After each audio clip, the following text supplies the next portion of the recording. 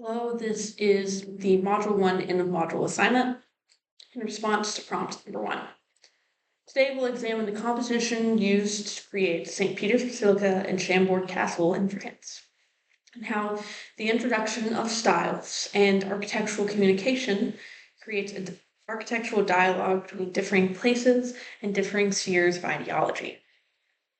First, we'll begin with examining Catholic power in the form of St. Peter's Basilica, and then we'll move on to the answering dialogue in France as we examine Northern European independence. I'd also like to state that this has implications in studio, as how we use composition of different elements to create a dialogue in our designs can be used to communicate with other architects and to create communication between our own designs with one another. Beginning with St. Peter's Basilica, we'll explore examples from James Chakraborty's architecture since 1400. We'll begin with the Tempietto before moving on to San Carlos Quatros and Santa Maria. With the Tempietto, we see not just a form, but how this form symbolizes the importance of martyrdom. Martyrdom is very important within the Catholic Church. The Tempietto makes this its very center point, with a radial scheme that points directly to the point of St. Peter's martyrdom. This is later influenced on St. Peter's plan, as we see a much more centralized and radial plan. This is, of course, in direct dialogue with Bramante himself, as he designed both original plans. The martyrdom emphasis itself is a direct influence of Catholic power, as the martyrdom of the saints is one of the strongest features of the Catholic faith. Moving on to San Carlos Quatros, details become a form of dynamic storytelling.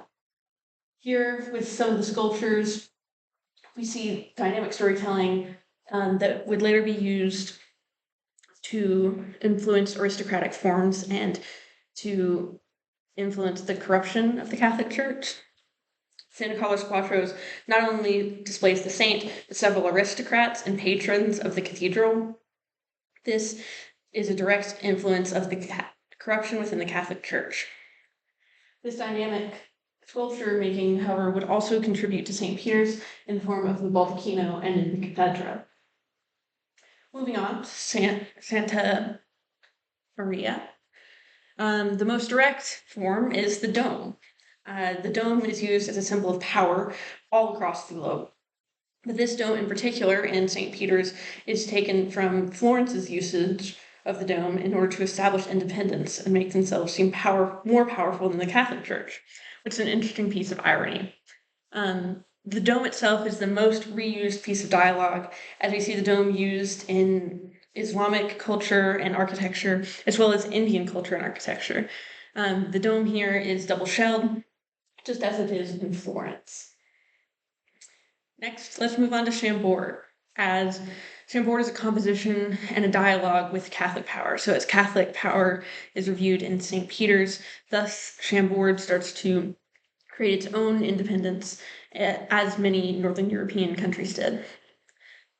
Detailed in Palladio's 4 books, we'll look at Palladio's estate as the vernacular of wealth. We'll also review how James Chakraborty discusses the Laurentian library of the Medicis, as well as the direct influence of French folklore. Beginning with Palladio's estates, these estates inform the plan of Chambord, but the discussion later develops into the vernacular of wealth.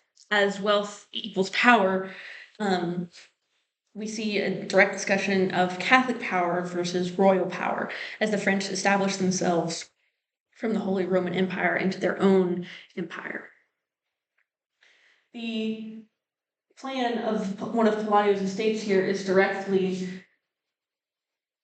used. However, it differs greatly in elevation. The elevation itself comes from French folklore. French folklore comes more as an external proponent of the independence and the character of the French royalty. It's an elevation that would perhaps make Palladio roll over in his grave, but is uniquely French and establishes their independence from the Holy Roman Empire and establishes themselves as something greater and something deeper, reviewing their own history rather than looking at the history of Rome as St. Peter's did. The Laurentian Library of the Medici influences the details here with staircases.